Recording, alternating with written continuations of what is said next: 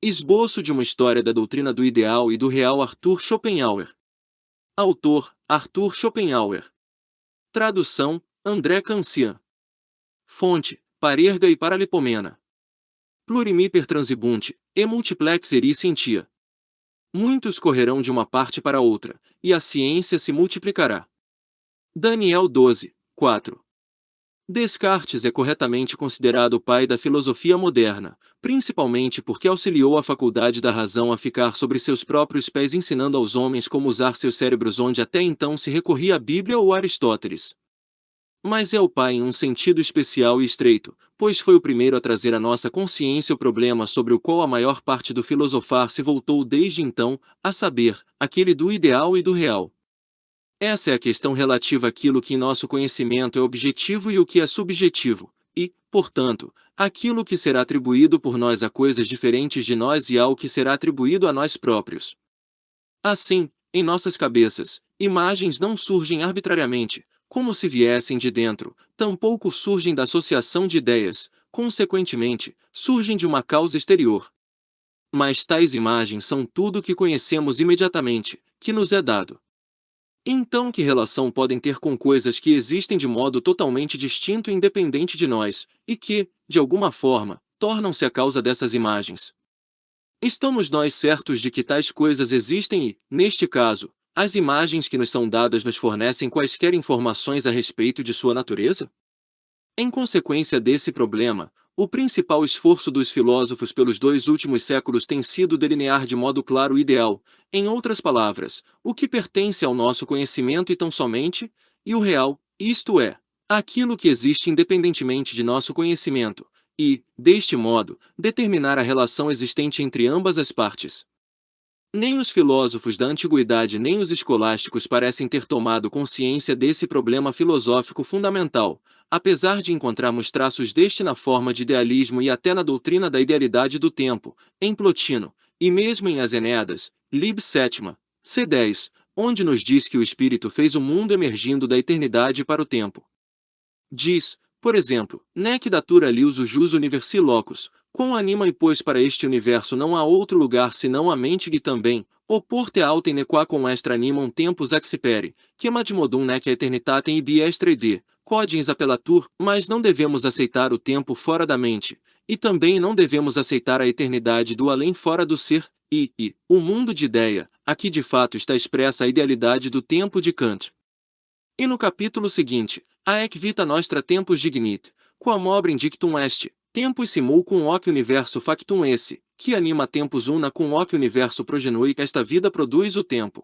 O que também significa que o tempo surgiu simultaneamente com este universo, pois a mente o produziu simultaneamente com este universo.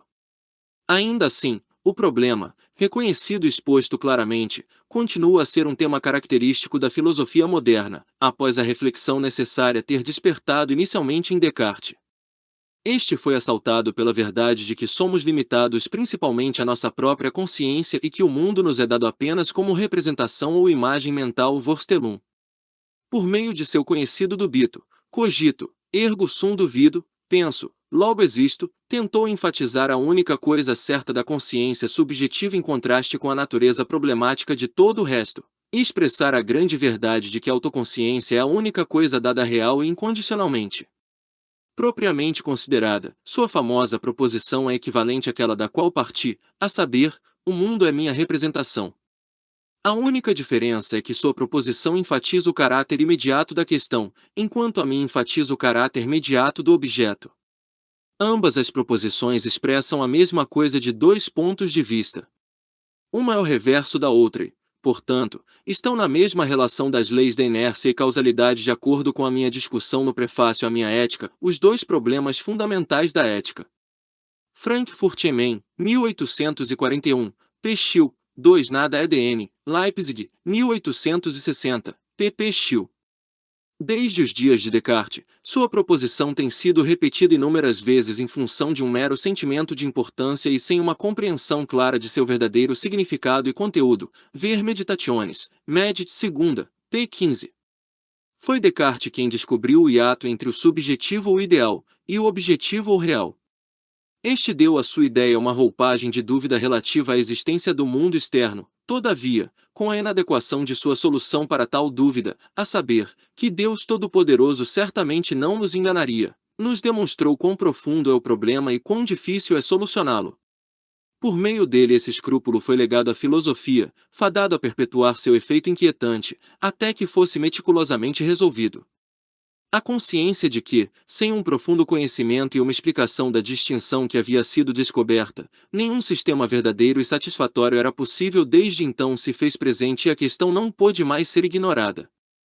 Para resolvê-lo, Malebranche concebeu o sistema de causas ocasionais. Este apreendeu o problema em toda a sua amplitude de modo mais claro, sério e profundo que Descartes, Recherches de la Vérité, livre terceiro, seconde partie.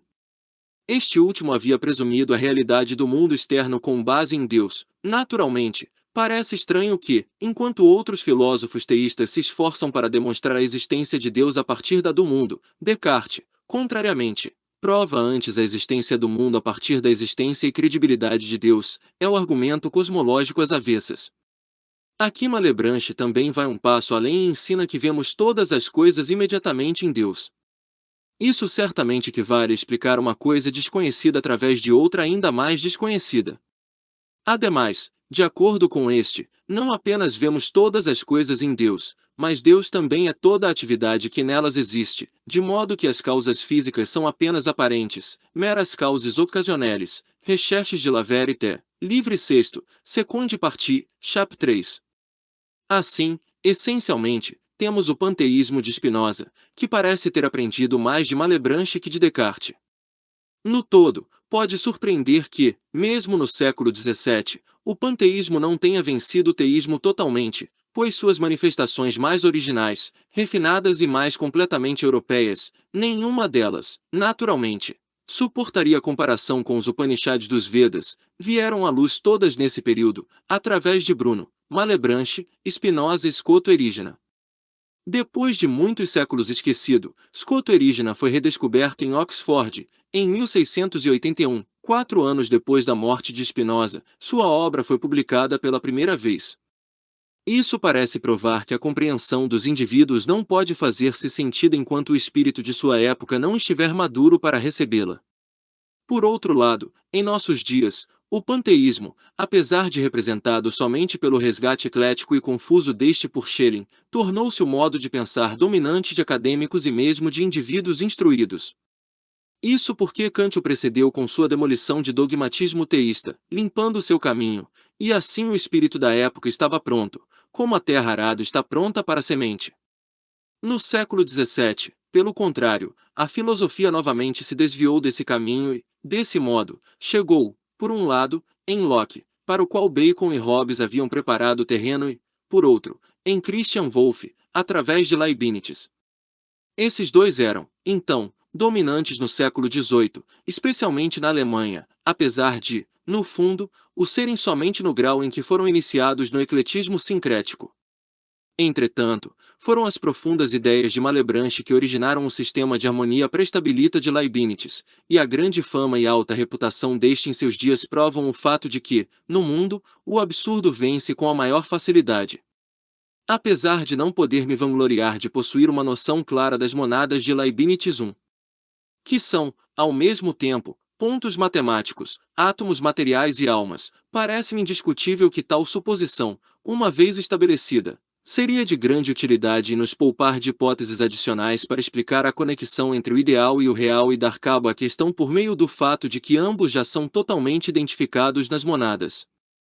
Por essa razão Schelling, em nossos dias, como o criador do sistema de identidade, novamente as acalentava. Todavia, empregá-las com esse propósito não agradou o famoso filósofo matemático, polímata e político que, para esse fim, formulou a harmonia pré-estabelecida. Isso nos fornece dois mundos completamente distintos, incapazes de interagir entre si. Principia Philos, 84, e exame do Sentimentum do P. Malebranche, pp 500 ff de Oeuvres de Leibniz, Publ.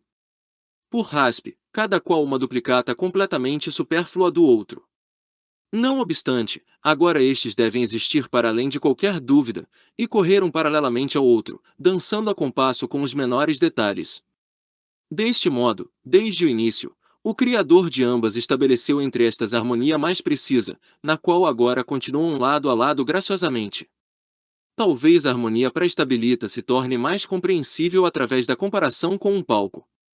Aqui, em geral, o influxus physicus e influência física, termo usado por Descartes, só existe aparentemente, visto que causa e efeito estão conectados apenas por meio da harmonia pré-estabelecida do diretor, por exemplo, quando um atira e o outro cai a tempo.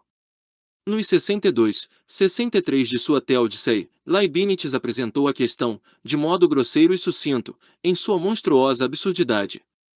Ainda assim, todo o seu dogma não tem sequer o mérito da originalidade, visto que Spinoza já havia apresentado a harmonia pré-estabilita com bastante clareza na segunda parte de sua Ética, portanto, na sexta e sétima proposições, juntamente com seus corolários. E novamente na quinta parte, primeira proposição, após haver expressado, de sua própria maneira na quinta proposição da segunda parte, a doutrina muito próxima de Malebranche, de que vemos tudo em Deus. Nota: Ética. pt. Segunda, prop. 7. Ordo e connexio idearum idem est, a se ordo e connexio rerum.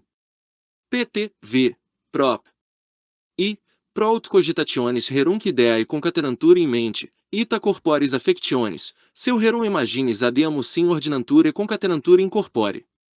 pt. Segunda, prop. 5. Esse formale idearum deum, quatenus tantum ut res cogitas consideratur pro causa gnocit, e non quatenus alio attributo explicatur. Hoc est tam dei attributorum, cum rerum singularium ideae non ipse ideata, sivi res perceptas pro causa efficiente agnoscunt, sed ipsum deum, quatenus est res cogitas. A ordem e conexão de ideias são as mesmas que a ordem e conexão de coisas. Assim como os pensamentos e ideias de coisas são ligadas na mente, assim são os afetos do corpo ou as imagens de coisas organizadas e ligadas no corpo. A existência formal de ideias tem Deus como sua causa na medida em que é considerado um ser pensante e não na medida em que é desenvolvido por outro atributo. Isto é, as ideias dos atributos de Deus, assim como das coisas individuais, têm como causa não os objetos dessas ideias, e coisas percebidas, mas o próprio Deus, na medida em que é um ser pensante, fim da nota. Portanto, foi Malebranche o verdadeiro criador de toda essa linha de pensamento, que tanto Spinoza como Leibniz utilizaram e modificaram, cada qual de sua maneira. Leibniz poderia muito bem ter dispensado a coisa toda, pois já havia desistido do fato que constituía o problema, isto é, que o mundo nos é dado imediatamente apenas em nossa representação, para substituí-lo pelo dogma de um mundo corpóreo e de um mundo espiritual entre os quais nenhuma ponte é possível. Este mistura a questão relativa à representação e coisas em si com aquela relativa à possibilidade dos movimentos corpóreos por meio da vontade, e então resolve ambas por meio de sua harmonia pré-estabilita. Ver Systeme Novo de la Nature, em obras de Leibniz, edição, Ehrman, p. 125, Brucker, História Ph. Tom. 4ª, pt. 2ª, p. 425. O absurdo monstruoso de sua suposição foi trazido à luz por alguns de seus contemporâneos, especialmente por Bailey, que demonstrou suas consequências. Ver também nas obras breves de Leibniz, traduzidas por Utter, 1740, a nota na página 79, onde o próprio Leibniz é levado a apresentar as consequências revoltantes de sua suposição. Contudo, o próprio absurdo da suposição, ao qual uma mente pensante foi levada por este problema, nos evidencia sua magnitude, dificuldade e perplexidade, e também a impossibilidade de o colocarmos de lado, cortando-no através do simples repúdio, como alguns ousaram em nossos dias. Spinoza também parte diretamente de Descartes. Portanto, em sua capacidade como cartesiano, reteve inicialmente mesmo o dualismo de seu professor e, assim, supus uma substantia cogitans substância pensante e uma substantia extensa substância extensa, a primeira como sujeito e a segunda como objeto do conhecimento. Posteriormente, quando estava sobre seus próprios pés, concluiu que ambas eram a mesma substância, mas vista de perspectivas distintas, e assim, por vezes a concebia como substantia extensa, por vezes como substantia cogitas. Isso de fato equivale a dizer que a distinção entre o pensante e o extenso, ou entre mente e corpo, é infundada e, portanto, inadmissível, de modo que nada mais deve ser dito a esse respeito. Todavia, este ainda retém a distinção, visto que nunca se cansa de repetir que ambos são o mesmo. Em acréscimo, diz apenas modus extensionis e idea ilius modi une adem que est reis igualmente, a forma da extensão e a ideia dessa forma são também o mesmo, ética, pt. Segunda, prop. 7, sol, significando com isso que nossa representação de corpos e os próprios corpos são o mesmo. Entretanto, o Sikhetion igualmente é uma transição insuficiente para isso, pois apesar de a distinção entre mente e corpo ou entre o que representa e o que é extenso ser infundada, de forma alguma implica que a distinção entre nossa representação e algo objetivo, algo real que existe independentemente disso tudo, o problema fundamental levantado por Descartes, também seja infundada. Aquilo que representa e aquilo que é representado pode ser homogêneo, mas permanece a questão de ser possível inferir com segurança, a partir de representações em minha cabeça, a existência de entidades que, em si mesmas, são diferentes de mim, isto é, independentes dessas representações. A dificuldade não é aquela na qual Leibniz gostaria de distorcê-la, e Geteldsei, PTI, 59, isto é, aquela entre as supostas almas ou mentes e o mundo corpóreo, como entre dois tipos de substâncias completamente heterogêneas em que nenhum tipo de ação e conexão pode existir, razão pela qual negou a influência física. Essa dificuldade é somente uma consequência da psicologia racional e, portanto, basta descartá-la como uma ficção, como fez Spinoza. Ademais, há, como o argumentum ad hominem, apelo irrelevante ou malicioso a circunstâncias pessoais contra os defensores da psicologia racional, seu dogma de que Deus, que de fato é um espírito, criou o mundo corpóreo e continua a governá-lo. Logo, um espírito pode agir imediatamente sobre corpos. Pelo contrário, a dificuldade aí permanece somente cartesiana, que o mundo que nos é dado imediatamente é apenas ideal, ou seja, consiste somente de representações em nossa cabeça. Apesar disso, ainda nos empenhamos em julgamentos sobre um mundo real, isto é, que existe independentemente de nossas representações. Portanto, suprimindo a distinção entre substantia cogitas e substantia extensa, Spinoza ainda não resolveu o problema, no máximo tornou a influência física novamente admissível. Isso, entretanto, não basta para resolver a dificuldade, pois a lei da causalidade é demonstravelmente de origem subjetiva. Mas mesmo se essa lei de algum modo fosse proveniente da experiência externa, ainda pertenceria a esse mundo em questão, que nos é dado apenas idealmente.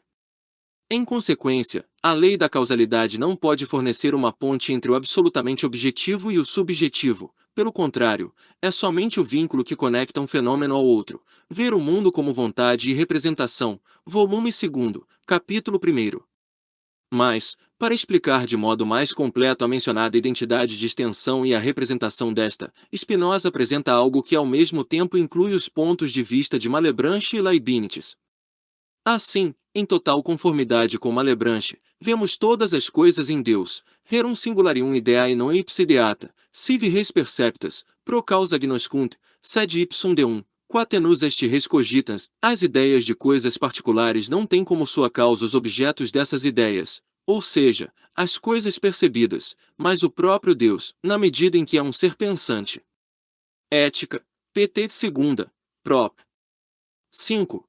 E esse Deus também é, ao mesmo tempo, seu princípio real e ativo, assim como em Malebranche. Todavia, em última instância, nada é explicado pelo fato de Spinoza designar o mundo com o nome Deus. Mas, ao mesmo tempo, há nele, assim como em Leibniz, um paralelismo exato entre o mundo extenso e o mundo representado. Ordo e conexio idearum idem est, a seu ordo e conexio rerum. A ordem e conexão de ideias são as mesmas que a ordem e conexão de coisas. pt. Segunda, prop. 7 e muitas passagens similares. Essa é a harmonia pré-estabilita de Leibniz. Porém aqui o mundo representado e o mundo que existe objetivamente não permanecem completamente separados, como em Leibniz, correspondendo um ao outro somente em virtude da harmonia pré-ajustada exteriormente, mas são de fato a mesma coisa. Logo, o que temos aqui é um completo e absoluto realismo, na medida em que a existência de coisas corresponde exatamente à sua representação em nós, visto que ambos são o mesmo. Nota: 1. No Tratado da Correção do Intelecto, pp. 414-25, Este evidencia um realismo decidido de forma tal que de haver a est diversum quid a sua ideato, etc. Uma ideia verdadeira é algo diferente de seu objeto. Todavia, esse tratado sem dúvida é mais antigo que sua ética. Fim da nota. Consequentemente, conhecemos as coisas em si, são extensas em si mesmas, assim como também se manifestam como extensa na medida em que aparecem como cogitata, isto é, em nossa representação dessas. Talvez esteja aqui a origem da identidade do real e do ideal de Schelling. Porém, estritamente, isso tudo são meras afirmações. A explicação é de difícil compreensão devido à ambiguidade da palavra Deus, que é empregada de forma completamente inadequada. Assim, perde-se na obscuridade, no fim, resume-se a dizer, nec presentearum a ec clarius possum explicare, e no momento não posso explicá-lo mais claramente. Todavia, a obscuridade na explicação sempre provém da obscuridade do entendimento do próprio filósofo e do estudo de suas obras. Valvenargues muito adequadamente disse, La clarté est la bonne foi des philosophes, da lucidez é a boa-fé dos filósofos, ver revuides Deus Montes, 15 de agosto 1853, p. 635. Aquilo que na música é pura frase ou movimento, na filosofia é clareza perfeita, na medida em que há conditio sine qua non condição indispensável, cujo descumprimento implica a perda do valor de todo o resto, e assim teríamos de dizer, quod cum ostendis mihi sic incredulus odi, tudo que você mostra-me é incrível e repulsivo, Horácio, Ars Poética, 188.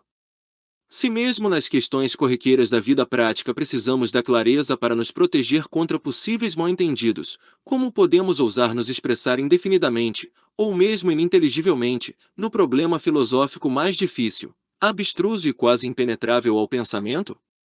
A obscuridade que censurei na doutrina de Spinoza surge de este não proceder imparcialmente da natureza das coisas como as encontra, mas do cartesianismo e, consequentemente, de toda espécie de conceitos tradicionais como Deus, substantia, perfectio e assim por diante, tentando de modo tortuoso harmonizá-los com sua noção de verdade. Frequentemente este expressa as melhores coisas apenas indiretamente, especialmente na segunda parte de sua ética, visto que sempre fala perambages por meio de circunlocuções e quase alegoricamente. Por outro lado, Spinoza novamente evidencia um inconfundível idealismo transcendental, um conhecimento, apesar de genérico, das verdades apresentadas por Locke e particularmente por Kant, daí uma distinção real entre o fenômeno e a coisa em si, e o reconhecimento de que somente o fenômeno nos é acessível. Ver, por exemplo, Ética, pt. 2, prop. 16, com o segundo corolário, prop. 17, sol. Prop. 18, sol, prop. 19, prop. 23, que o estende ao autoconhecimento, prop.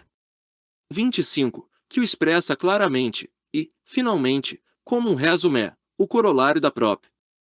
29, que afirma claramente que não conhecemos a nós próprios ou as coisas como são nelas mesmas, mas somente como aparecem. A demonstração da pt. Terceira, prop. 27, expressa a questão com maior clareza desde o início. Sobre a relação entre as doutrinas de Spinoza e Descartes, lembro aquilo que disse em Um Mundo como Vontade e Representação, volume 2, capítulo 50. Por partir dos conceitos da filosofia cartesiana, Spinoza, em sua explicação, não só gerou muita obscuridade e mal-entendidos, mas também foi levado a muitos paradoxos flagrantes, falácias óbvias, absurdos e contradições. Assim, muito do que é verdadeiro e admirável em seu ensinamento recebeu uma mistura extremamente indesejável de questões positivamente indigestas, e o leitor oscila entre admiração e aborrecimento. Mas, no aspecto aqui relevante, o erro fundamental de Spinoza foi partir do lugar errado para traçar sua linha intersecção entre o ideal e o real, ou entre os mundos subjetivo e objetivo.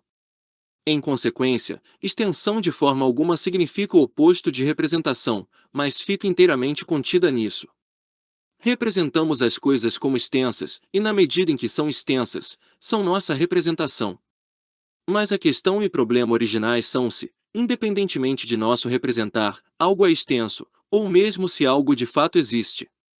Posteriormente, esse problema foi solucionado por Kant, até o momento, com precisão inegável, através da afirmação de que a extensão, ou espacialidade, já estão somente na representação, sendo, portanto, intimamente ligada e dependente desta. Visto que o todo do espaço é apenas a forma da representação, assim, independentemente de nosso representar, nada extenso pode existir, e quase certamente nada existe. Logo, a linha de interseção de Spinoza foi inteiramente traçada no lado ideal, tendo este parado no mundo representado.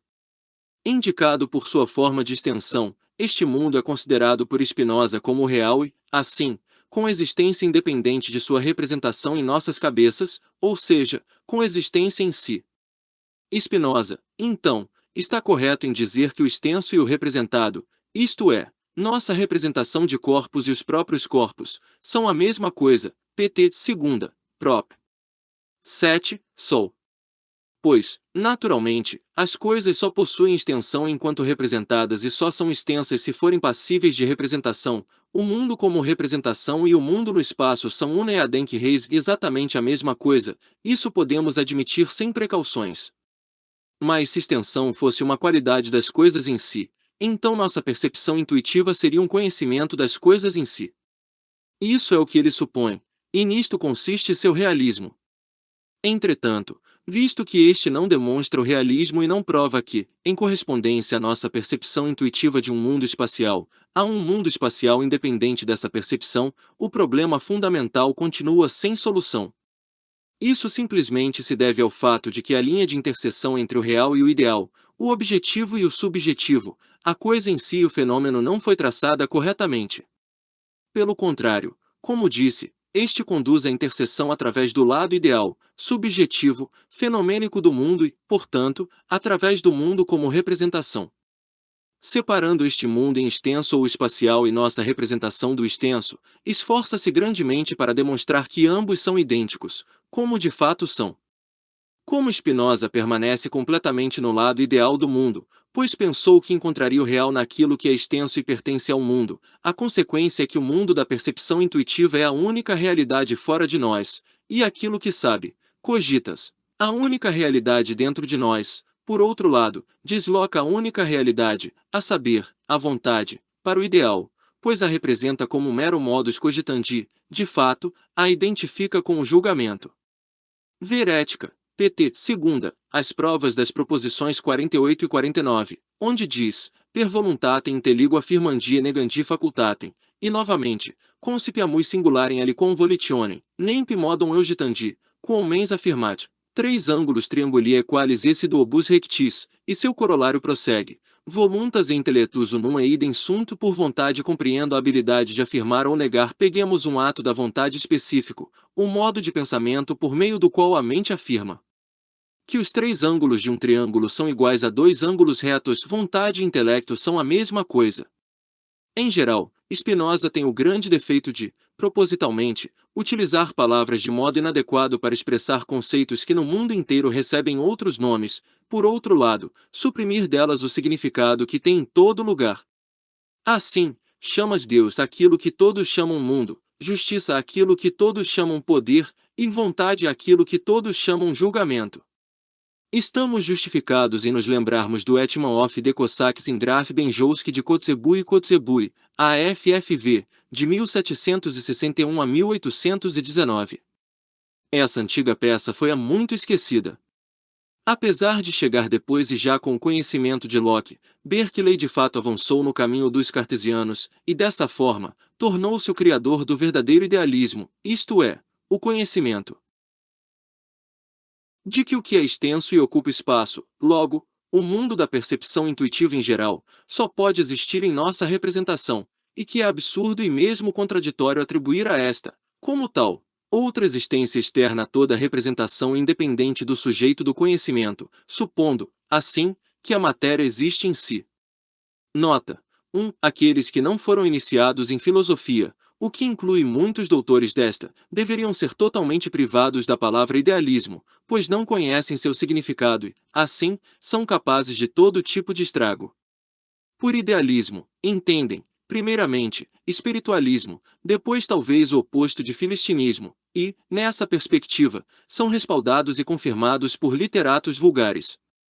As palavras idealismo e realismo não são sem dono e lugar, mas têm um significado filosófico definido. Aqueles que se referem a algo diverso deveriam simplesmente usar outra palavra. O contraste entre idealismo e realismo concerne aquilo que é conhecido, o objeto. Por outro lado, o contraste entre espiritualismo e materialismo concerne o conhecedor, o sujeito. Os escrevinhadores ignorantes de hoje confundem idealismo e espiritualismo. Fim da nota. Essa é uma compreensão bastante verdadeira e profunda, mas toda a sua filosofia consiste somente nisso. Este descobriu o ideal e o distinguiu claramente, mas não sabia como encontrar o real, uma questão em que nunca se empenhou muito, sobre a qual se manifestava apenas ocasionalmente, de modo fragmentado e incompleto. Para este, a vontade e a onipotência de Deus são a causa direta de todo fenômeno no mundo da percepção intuitiva, isto é, de todas as nossas representações. A existência real pertence somente a seres que conhecem e desejam, como nós próprios. Logo, esses, juntamente com Deus, constituem o real. São espíritos, ou seja, somente seres que conhecem e desejam, pois desejar e conhecer são considerados por este como absolutamente inseparáveis. Como seus predecessores, considerava Deus melhor conhecido que o mundo diante de nós, portanto, via uma redução a esse como uma explicação. De maneira geral, sua posição clerical e mesmo episcopal o tolheu, restringindo-o a um pequeno círculo de ideias que nunca poderia transgredir. Assim, não poderia ir além. Em sua cabeça, o verdadeiro e o falso tiveram de aprender o melhor possível a ser compatíveis um com o outro. Essas observações podem ser estendidas às obras de todos esses filósofos, salvo Spinoza. Todos foram corrompidos por aquele teísmo judaico que é impenetrável a qualquer investigação, morto para toda pesquisa e, dessa forma, se apresenta como uma ideia fixa. A cada passo, se planta no caminho da verdade, de modo que o dano que causa na esfera teórica aparece como a contrapartida daquilo que fez na esfera prática ao longo de 1000 anos, nas guerras religiosas, inquisições e conversão de nações por meio da força. A grande afinidade entre Malebranche, Spinoza e Berkeley é inequívoca. Os vimos partir de Descartes, no sentido de que abraçaram e tentaram solucionar o problema fundamental apresentado por este na forma de uma dúvida referente à existência do mundo externo. Estão todos preocupados em investigar a separação e conexão entre o mundo ideal subjetivo, que se dá somente em nossa representação, e o mundo real objetivo, que existe independentemente deste, portanto, em si mesmo. Esse problema constitui, como disse, o eixo de toda a filosofia moderna. Mas Locke difere desses filósofos, provavelmente pela sua influência de Hobbes e Bacon, no sentido de que se liga o mais fortemente possível à experiência e ao bom senso, evitando ao máximo hipóteses sobrenaturais. Para este, o real é a matéria e, sem qualquer consideração pelo escrúpulo de Leibniz a respeito da impossibilidade de uma conexão causal entre a substância pensante material e a substância extensa material, supõe uma influência física entre matéria e sujeito do conhecimento. Aqui, entretanto, com deliberação e honestidade raras, chega a confessar a possibilidade de aquilo que conhece e pensa também ser matéria. Ensaio sobre o entendimento humano, Lib 4, C3, 6. Posteriormente, isso lhe rendeu o repetido louvor do grande Voltaire. Por outro lado, em seus dias, o expôs aos maliciosos ataques do ardiloso sacerdote anglicano, o bispo de Worcester.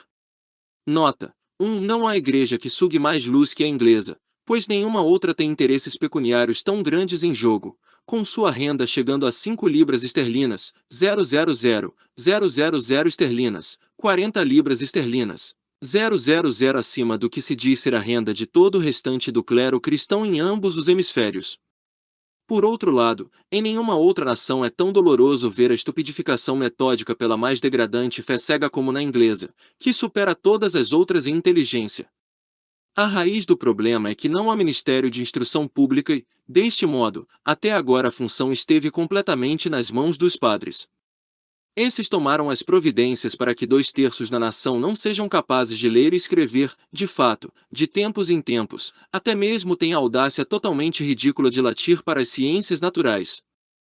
É, portanto, um dever humano contrabandear para a Inglaterra, por meio de qualquer canal concebível, luz, liberdade de pensamento e ciência, de modo que até o mais bem alimentado dos padres perca seu empreendimento. Quando os ingleses educados exibem no continente suas superstições judaicas sabáticas e outros fanatismos estúpidos, deveriam ser tratados com franco escárnio, until they be shamed into common sense, até que recuperem o bom senso. Pois tais coisas são um escândalo para a Europa e não devem ser ainda toleradas. No curso cotidiano da vida, não deveríamos fazer quaisquer concessões à superstição da Igreja inglesa, mas sim nos colocar frente a esta da maneira mais cáustica e mordaz sempre que esta se fizer presente.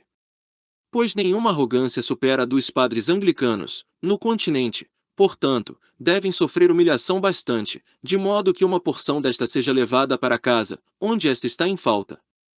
Pois a audácia dos padres anglicanos e de seus seguidores abjetos é realmente inacreditável, mesmo no presente, deveria, assim, ser confinada à sua ilha e, quando aventurar-se a se mostrar no continente, deveria ser obrigada a fazer, de dia, o papel de coruja. Fim da nota. Com ele o real, e matéria, é gerado nas representações do sujeito do conhecimento ou ideal através do impulso, pelo empurrar ou pressão. Ibid. Lib. C8, segunda. Dessa forma, temos um realismo completamente massivo que, por sua própria exorbitância, culminou em contradição e deu origem ao idealismo de Berkeley. O ponto de origem particular disso talvez seja o que Locke afirma no fim do 2 do capítulo 21 do segundo livro, surpreendentemente pouco reflexivo. Entre outras coisas, diz que solidez, extensão, figura, movimento e repouso realmente existiriam no mundo, como são, houvesse ou não algum ser sensível para percebê-los. Assim que refletimos sobre isso, somos levados a reconhecê-lo como falso, mas então aí permanece o idealismo berkeliano, e é inegável.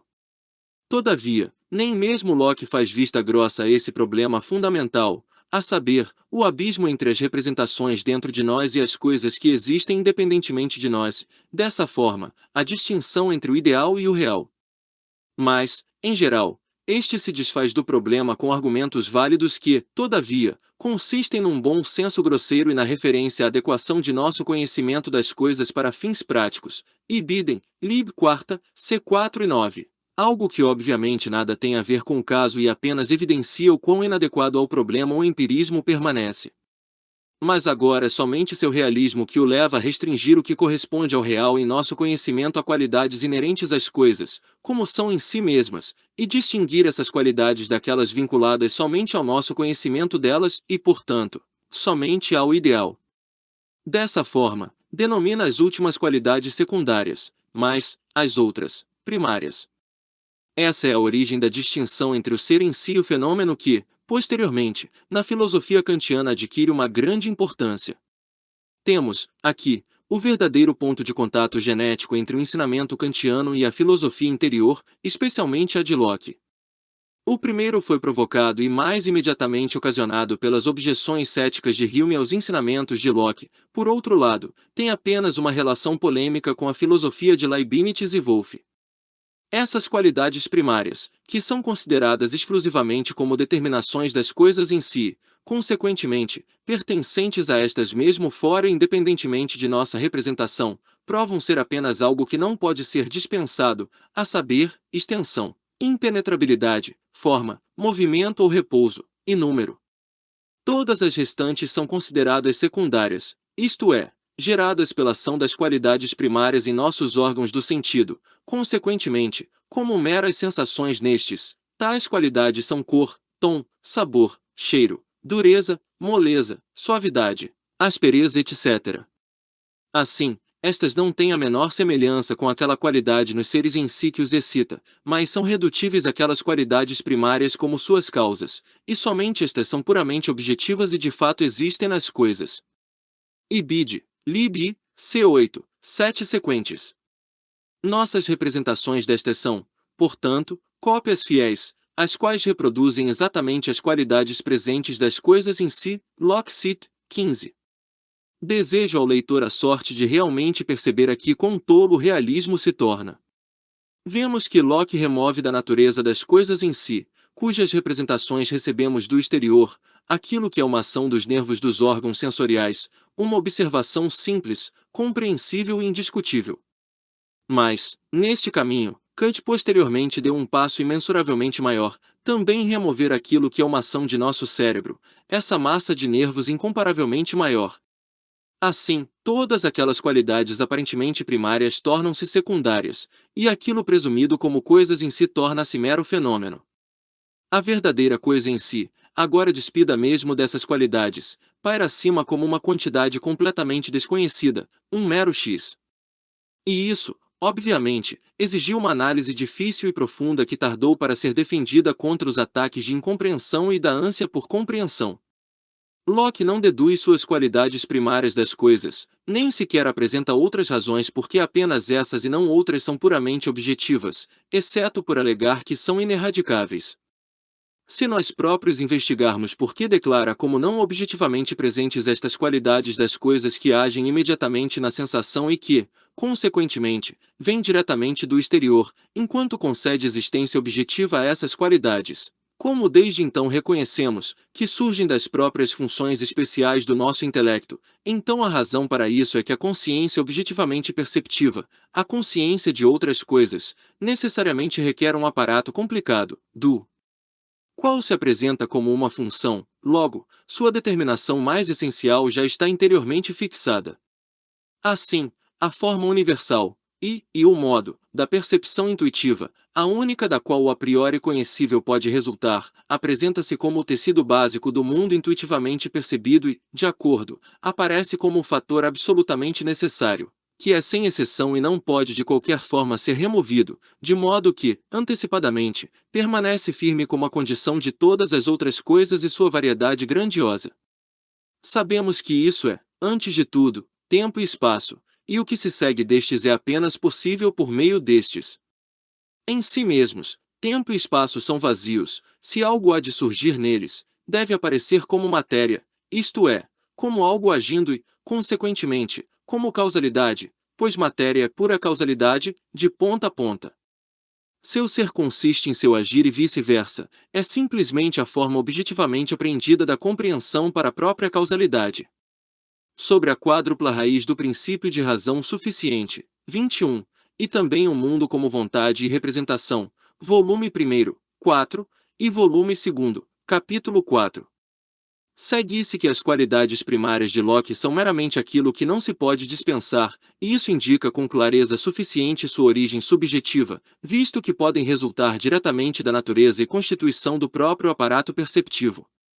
Consequentemente, implica que considera como absolutamente objetivo justamente aquilo que, como uma função cerebral, é muito mais subjetivo que a sensação ocasionada diretamente do exterior, ou de qualquer modo é mais completamente determinado. Entre mentes, é agradável ver como, por meio de todas essas diferentes concepções e explicações, o problema, levantado por Descartes, da relação entre o ideal e o real é crescentemente desenvolvido e clarificado e, assim, a verdade progride. Isso, obviamente, ocorreu sob as circunstâncias favoráveis dos tempos ou mais precisamente da natureza que, num breve intervalo de 2 séculos, originou e permitiu, na Europa, o amadurecimento de meia dúzia de mentes pensantes. Ademais, como um presente do destino, foi-lhes permitido, num mundo de mentalidade vulgar abandonado aos lucros e ao prazer, seguir sua eminente e exaltada vocação, indiferentes aos uivos dos padres e aos disparates ou atividades prudentes dos professores de filosofia contemporâneos. Enquanto, em concordância com seu empirismo estrito, Locke nos permitiu conhecer mesmo a relação de causalidade apenas através da experiência, Hume não defendeu essa suposição falsa, o que teria sido correto.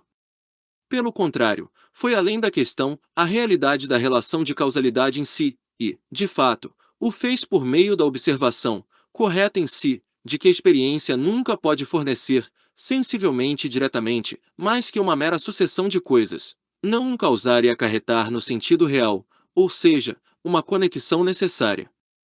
Todos sabemos como essa objeção cética de Hume deu origem às investigações incomparavelmente mais profundas de Kant no assunto, levando-o ao resultado de que a causalidade e também o espaço e o tempo são conhecidos por nós a priori, isto é, existem em nós anteriormente a toda experiência e, deste modo, pertencem à parte subjetiva do conhecimento. Disso segue-se também que todas aquelas qualidades primárias, e absoluto, qualidades de coisas, que foram determinadas por Locke, não podem ser peculiares às coisas em si, mas são inerentes ao nosso modo de conhecê-las. Pois todas essas qualidades são compostas de puras determinações de tempo, espaço e causalidade, consequentemente, devem ser consideradas como pertencentes não ao real, mas ao ideal. Finalmente, segue disso que não conhecemos nada sobre como as coisas são em si mesmas, mas tão somente em sua aparência fenomênica. Assim, o real, a coisa em si, permanece algo completamente desconhecido, um mero X, e todo o mundo da percepção intuitiva provém do ideal como uma simples representação, um fenômeno, ao qual, entretanto, algo real, uma coisa em si, deve corresponder. Partindo desse ponto, finalmente dei o passo que, acredito, será o último, pois resolvi o problema sobre o qual todo filosofar se debruçou desde Descartes. Reduzir todo ser e conhecer a dois elementos de nossa autoconsciência e, deste modo, a algo para além do qual não pode haver qualquer princípio explicativo, visto que é o mais imediato e, portanto, derradeiro. Recordei, como procede das investigações de todos os meus predecessores que foram aqui discutidos, que o absolutamente real, ou a coisa em si, nunca pode nos ser dado diretamente do exterior pelo caminho da mera representação, porque inevitavelmente está na natureza de tal representação sempre fornecer somente o ideal. Por outro lado, visto que nós próprios somos indiscutivelmente reais, deve ser de alguma forma possível esboçar um conhecimento do real a partir do interior de nossa própria natureza. E, de fato, este aparece de uma forma imediata na consciência como vontade. Desse modo, comigo a linha de intersecção cai entre o real e o ideal de tal modo que todo o mundo da percepção intuitiva, apresentando-se objetivamente, incluindo o próprio corpo, juntamente com o espaço, tempo e causalidade, e, consequentemente, com a extensão de Spinoza e a matéria de Locke, pertence, na forma de representação, ao ideal. Nesse caso, apenas resta a vontade como real, e todos os meus predecessores, impensadamente, lançaram-na no ideal, como um mero resultado da representação e pensamento. Descartes e Spinoza até mesmo identificaram-na com o julgamento. Nota: 6 Spinoza, Locke cit. Descartes, Meditationes de Prima Filosofia, Med. 4, p. 28. Fim da nota. Assim, comigo, a ética está conectada à metafísica de forma incomparavelmente mais direta e íntima que em qualquer outro sistema, de modo que a significância moral do mundo e da existência está mais firmemente estabelecida que nunca. Somente vontade e representação são fundamentalmente diferentes na medida em que constituem o contraste básico de todas as coisas no mundo sem deixar nada para trás. A coisa representada e a representação desta são o mesmo, mas apenas a coisa representada, não a coisa em si. A última é sempre vontade, qualquer seja a forma na qual aparece na representação. Apêndice. Leitores que estão familiarizados com o que se passou por filosofia na Alemanha no curso deste século XIX, talvez se perguntem por que não vem menção, no intervalo entre mim e Kant, ao idealismo de Fichte ou ao sistema de identidade absoluta do real e do ideal, visto que parecem de fato pertencer ao nosso assunto. Não fui capaz de incluí-los porque Fichte, Schelling e Hegel, em minha opinião, não são filósofos, carecem do primeiro requisito de um filósofo, a seriedade e honestidade investigativa.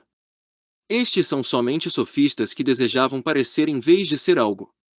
Buscavam não a verdade, mas os seus próprios interesses e ascensão no mundo. Nomeações de governos, honorários e royalties de estudantes e editores, e, como um meio para esse fim, a maior demonstração e sensação possível em sua pretensa filosofia, tais foram as estrelas guia e os gênios inspiradores desses discípulos da sabedoria. Assim, não passaram na análise preliminar e não podem ser admitidos na venerável companhia de pensadores para a humanidade. Entretanto, estes foram notáveis em uma coisa, na arte de seduzir o público e de se passarem pelo que não são, e isso sem dúvida requer talento, porém não o filosófico. Por outro lado, o fato de que não foram capazes de, na filosofia, atingir qualquer coisa substancial deve-se ao fato de que seu intelecto não havia se tornado livre, mas permaneceu a serviço de sua vontade. Pois é verdade que o intelecto pode realizar grandes façanhas pela vontade e seus objetivos, porém não pode fazer pela filosofia mais que pela arte. Pois estas estabelecem, como condição primeira, que o intelecto age apenas espontaneamente em seus próprios termos e que, durante o tempo de sua atividade, cessa sua submissão à vontade, isto é, ter em vista as próprias metas pessoais. Mas quando o intelecto está, ativamente, em seus próprios termos, por natureza não conhece qualquer objetivo senão a verdade.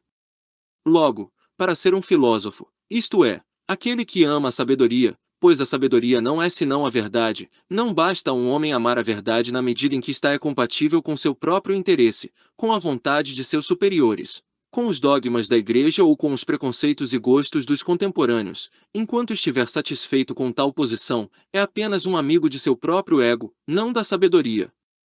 Pois esse título de honra é compreendido de forma correta e sábia precisamente por sua afirmação de que se deve, acima de tudo, amar a verdade honestamente de todo o coração, portanto, incondicionalmente e sem reservas, e, se necessário, em detrimento de todo o mais.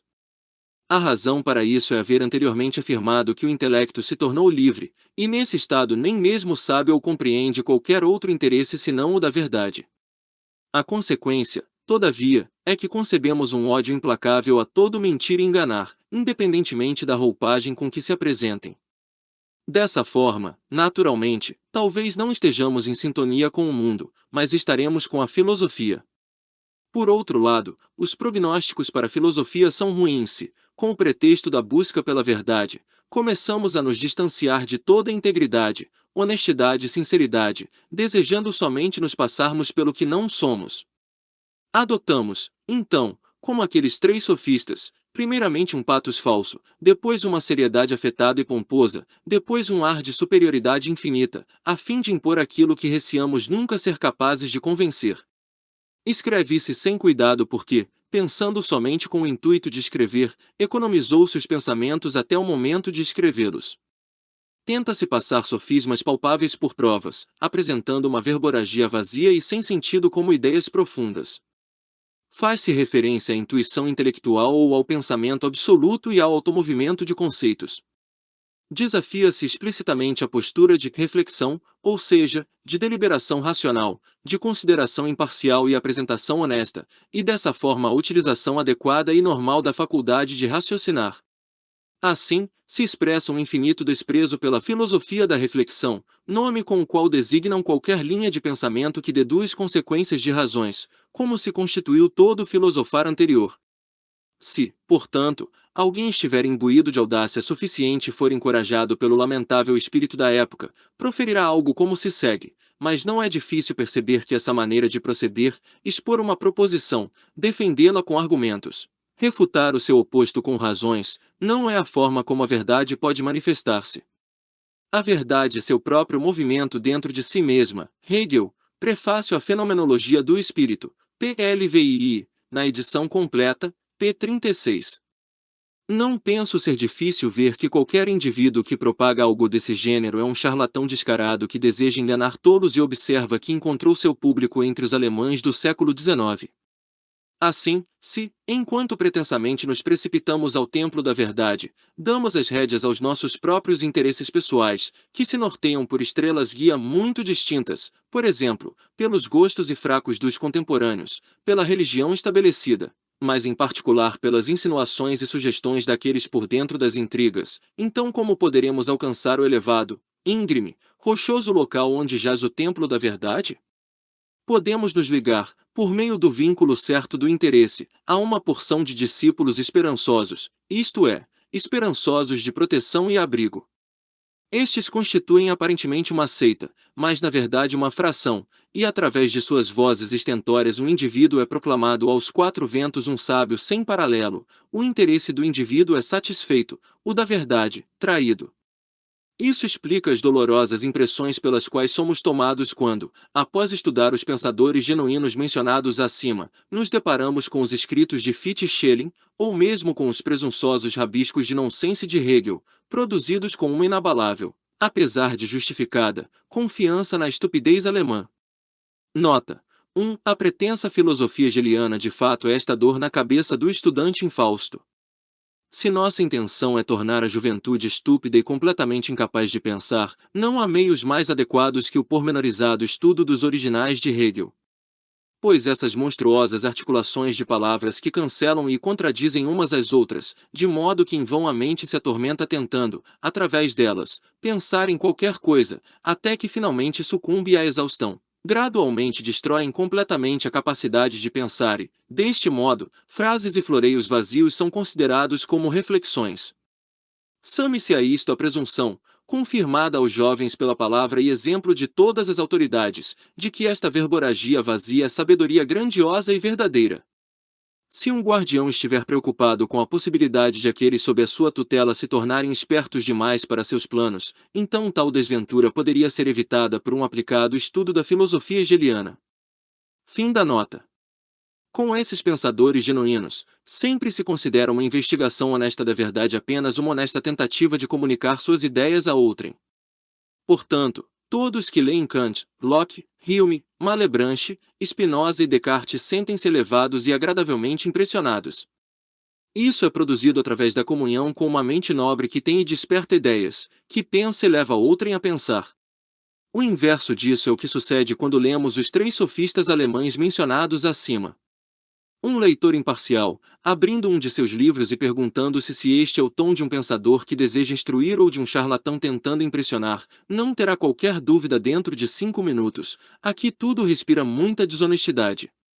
O tom da investigação calma, que caracterizou toda a filosofia anterior, é trocado por uma certeza inabalável, como é peculiar ao charlatanismo de todo gênero e de todos os tempos. Aqui, todavia, tal certeza alega estar respaldada na intuição intelectual imediata ou no pensamento absoluto, isto é, independente do sujeito e, portanto, da falibilidade deste. Em cada página e cada linha, há a voz de um esforço em seduzir e enganar o leitor, primeiramente produzindo um efeito para espantá-lo, depois estupefazê-lo e atordoá-lo através de frases incompreensíveis e mesmo franco nonsense. E novamente embaraçá-lo através da audácia da afirmação, em suma, lançar poeira em seus olhos e mistificá-lo tanto quanto possível. Assim, a impressão sentida por um homem no caso da transição em questão no âmbito teórico pode ser comparada com aquela que talvez tivesse no âmbito prático se visse num antro de canalhas após sair de uma comunidade de homens de honra. Que homem estimável é Christian Wolff em comparação com esses, um homem tão denegrido e ridicularizado precisamente por esses três sofistas. Este tinha pensamentos reais e os sustentava, aqueles, por outro lado, tinham apenas estruturas de palavras e frases cujo objetivo era o engano. Dessa forma, o verdadeiro caráter distintivo da filosofia da chamada escola pós-kantiana é a desonestidade, seu elemento é névoa e fumaça, e sua meta são objetivos pessoais. Seus expoentes se empenhavam em parecer, não em ser, são, portanto, sofistas, não filósofos. O ridículo da posteridade, estendendo-se até seus admiradores, e depois o esquecimento, eis o que os aguarda. Por vezes, associado com a tendência mencionada desses homens, há um tom cambiante e abusivo, que permeia completamente os escritos de Schelling como um acompanhamento obrigatório. Porém, se esse não fosse o caso, e se Schelling tivesse trabalhado com honestidade em vez de pompa e impostura, então, sendo sem dúvida o mais talentoso dos três, talvez tivesse ao menos ocupado na filosofia uma posição subordinada como um eclético, sendo provisoriamente útil. O amálgama que preparou a partir das doutrinas de Plotino, Spinoza, Jacob Boehme, Kant e as ciências naturais da modernidade poderia, nesse sentido, ser útil para preencher a lacuna produzida pelos resultados negativos da filosofia kantiana, até que uma filosofia realmente nova viesse e proporcionasse a compensação necessária. Particularmente, utilizou a ciência natural de nosso século para reviver o panteísmo abstrato de Spinoza. Sem qualquer conhecimento da natureza, Spinoza filosofou aleatoriamente a partir de conceitos meramente abstratos, e sem conhecer as coisas propriamente, erigiu a estrutura de seu sistema. Ter revestido este esqueleto com carne e sangue, tanto quanto possível, ter-lhe concedido vida e movimento por meio da aplicação da ciência natural que, neste meio tempo, havia se desenvolvido, apesar de esta ter sido frequentemente aplicada de modo errôneo. É o inegável mérito de Schelling em sua Naturphilosophie, que também é o melhor de seus muitos esforços distintos e novas tendências. Assim como crianças brincam com armas projetadas para aplicações sérias ou com outros instrumentos destinados aos adultos, também os três sofistas que estamos considerando lidaram com este assunto, de tal forma que forneceram um adorno grotesco aos 2 séculos de investigação laboriosa da parte dos filósofos pensativos e meditativos. Após Kant ter mais que nunca acentuado o grande problema da relação entre o que existe em si e nossas representações, trazendo-o muito mais próximo de uma solução, Fichte avançou com a afirmação de que não há nada por detrás das representações e que estas são simplesmente produto do sujeito do conhecimento, de ego. Através disso, buscava superar Kant, mas produziu apenas uma caricatura do sistema deste filósofo, visto que, através da aplicação do método desses 3 pseudofilósofos então já muito alardeados, aboliu completamente o real, deixando somente o ideal. Então veio Schelling que, em seu sistema de identidade absoluta do real e do ideal, declarou toda a diferença irrelevante e sustentou que o ideal também é o real e que ambos são idênticos. Tentou, assim, lançar novamente à confusão aquilo que havia sido tão cuidadosamente separado por meio de um processo de reflexão lento e de evolução gradual, misturando tudo. Schelling, von Veraltis der Naturphilosophie zur Fichte, pp. 14-21. A distinção do ideal e do real é fortemente negada de forma semelhante aos erros já mencionados de Spinoza. Ao mesmo tempo, mesmo as monadas de Leibniz, essa monstruosa identificação de dois absurdos, dos átomos e do indivisível, essencialmente aquilo que indivíduos instruídos denominaram almas, são novamente apresentadas, solenemente exaltadas e empregadas. Schelling, Ideen zur Naturphilosophie, 2 Nada ADN, pp. 38 e 82. A filosofia natural de Schelling leva o mesmo nome da filosofia da identidade porque, seguindo os passos de Spinoza, abole as 3 distinções que este também aboliu, a saber, aquelas entre Deus e o mundo, entre o corpo e a alma e, finalmente, também entre o ideal e o real no mundo percebido intuitivamente. Esta última distinção, todavia, como foi demonstrado quando consideramos Spinoza, de forma alguma depende das outras duas. Pelo contrário, quanto mais foi trazida à luz, mais as outras se mostraram duvidosas, pois as primeiras são baseadas em provas dogmáticas, derrubadas por Kant, enquanto a última baseia-se num simples ato de reflexão. Em conformidade, Schelling identificou a metafísica com a física e, assim, o pomposo título von der Weltzelle foi dado meramente a uma diatribe físico-química. Todos os problemas realmente metafísicos que incansavelmente se insinuam à consciência humana seriam silenciados por meio de uma negação direta baseada em afirmações categóricas. A natureza está presente simplesmente porque fora de si mesma e através de si mesma, nós lhe concedemos o título de Deus, e com isso é posta de lado, todos que perguntarem algo além são tolos. A distinção entre o subjetivo e o objetivo é simplesmente um truque dos acadêmicos, como toda a filosofia kantiana, e a distinção entre a priori e a posteriori desta filosofia não tem qualquer utilidade. Nossa percepção intuitiva empírica muito adequadamente nos apresenta as coisas em si, e assim por diante. Vejamos Weber das Veraltis der Naturphilosophie zur Fichte, pp. 51 e 67 e também p. 61, onde são expressamente ridicularizados quem está realmente surpreso pelo nada não existir e quem se surpreende bastante por algo realmente existir. Assim, para von Schelling, tudo parece ser uma obviedade. No fundo, entretanto, tal fala é um apelo oculto, em frases pomposas, ao que se denomina sólido e vulgar bom senso. De resto, lembro aqui o que foi dito no início do 17º capítulo do 2º volume de minha obra capital. Significante para nossa questão, e muito ingênua, é a passagem na página 69 da obra de Schelling citada acima: se o empirismo houvesse atingido completamente seu objetivo, sua oposição à filosofia, e com isso a própria filosofia, desapareceria como uma esfera particular ou uma espécie de ciência. Todas as abstrações se dissolveriam em percepções intuitivas diretas e amigáveis, o mais elevado seria um esporte de prazer e inocência, o mais difícil seria fácil, o mais imaterial, material, e o homem seria capaz de ler o livro da natureza com alegria e liberdade. Isso, obviamente, seria muito agradável. Mas, conosco, não é simples assim, o pensar não pode ser erradicado dessa maneira. A velha esfinge séria com seus enigmas jaz lá, imóvel, e esta não despenca da rocha porque a declaramos um fantasma. Dessa forma, quando o próprio Schelling posteriormente observou que problemas metafísicos não podem ser rejeitados por meio de afirmações categóricas, este nos deu um ensaio realmente metafísico em seu tratado sobre a liberdade. Isso, entretanto, é mera imaginação, um conte-bleu, um conto de fadas, de tal forma que, sempre que o estilo assume um tom de demonstração, e GPP 453 FF, seu efeito é sem dúvida cômico. Por meio de sua doutrina da identidade do real e do ideal, Schelling tentou resolver o problema que foi apresentado por Descartes, analisado por todos os grandes pensadores, finalmente, levado adiante por Kant. Ele tentou resolver este problema cortando nó, na medida em que negou a antítese entre o real e o ideal. Com o que entrou em contradição direta com Kant, que foi seu ponto de partida.